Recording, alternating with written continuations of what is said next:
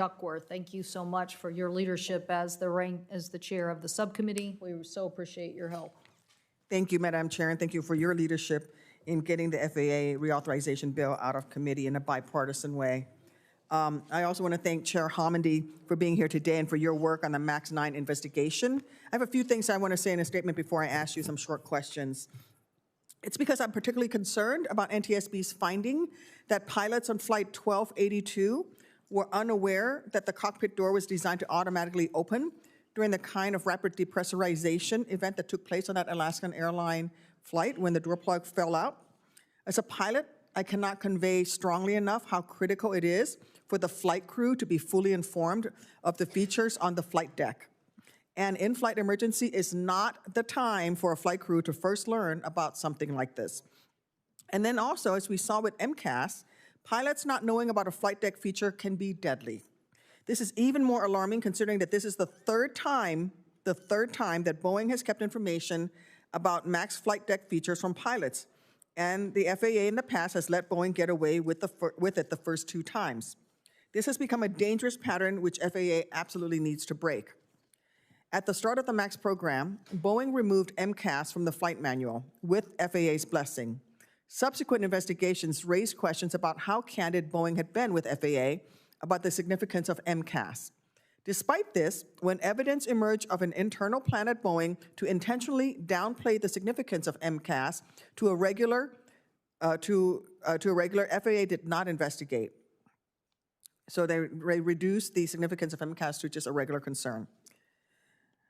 These are internal Boeing, so I have my poster here, which is the internal email within Boeing itself that says this.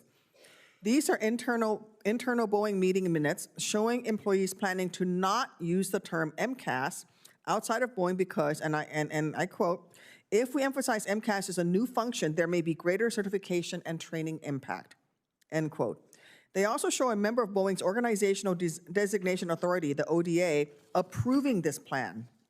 Yet, FAA took no action in response to this evidence.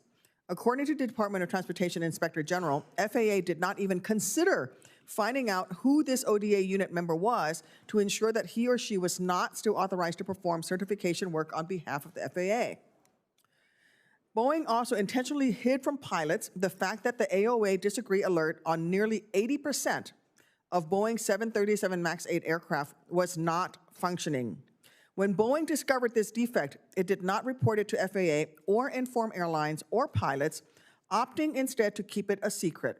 Keep producing planes with this same known defect and wait years to fix it until a planned software update in the future.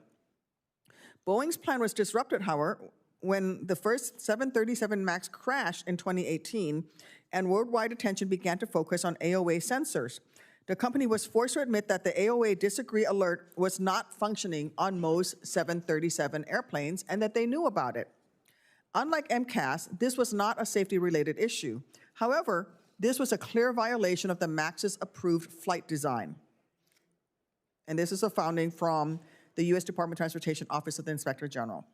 DOT's Inspector General recently looked into this and said, and I quote, all features included in the type design are mandatory, whether or not they are required for safety. Thus, while the disagree message was not necessary to meet FAA safety regulations, it was required to be installed and functional as part of the approved type design, end quote. Yet, FAA took no action against Boeing for this brazen, intentional, and repeated disregard of its approved type design. If FAA is not going to bother to enforce its own regulations, why would Boeing ever obey them?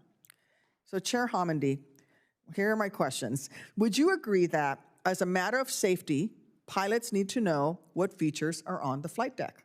Absolutely. It is a matter of safety. They need to be fully informed and fully informed so they know what to expect. Thank you. Would you also agree that it is dangerous for pilots to first learn about features on the flight deck during an in-flight emergency? Yes, and I would extend that to the entire flight crew, including the cabin crew.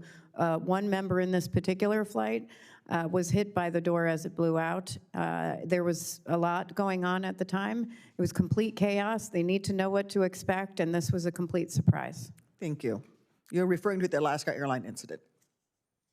Yes, Alaska 1282. Yes, thank you. If FAA does not enforce its required type design, do you think that that would make a manufacturer more or less likely to abide by that type design?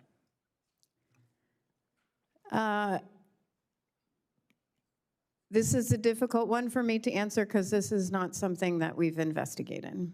Okay, thank you. And I am over time. Thank you, Chairwoman. Thank you so much. Thank you, Chair Homendy. Senator